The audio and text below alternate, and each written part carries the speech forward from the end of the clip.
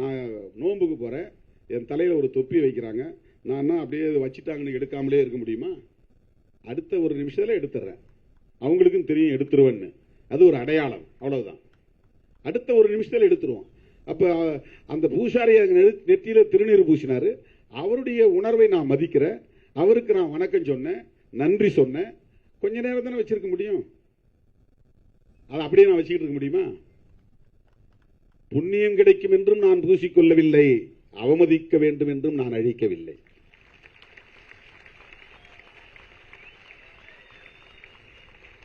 இது அந்த அற்பர்களுக்கு தெரியாது, ஏனென்றால் அவர்களுக்கு அரசியல் தெரியாது.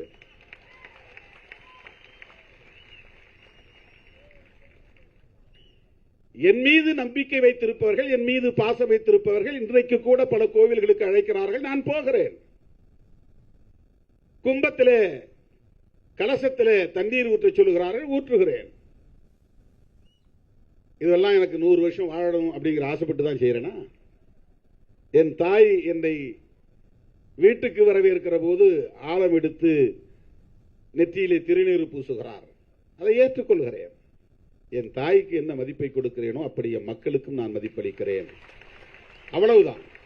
அது மக்கள் மீது நான் கொண்டிருக்கிற ஒரு மதிப்பு, அவர்களின் உணர்வுகளுக்கு நான் செலுத்துகிற மதிப்பு. தோழர்களே, இந்து மதத்தில் சகோதரத்துவம் இல்லை என்பதை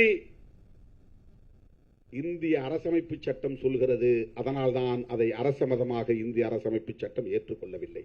இதுதான் ரொம்ப முக்கியமான செய்தி.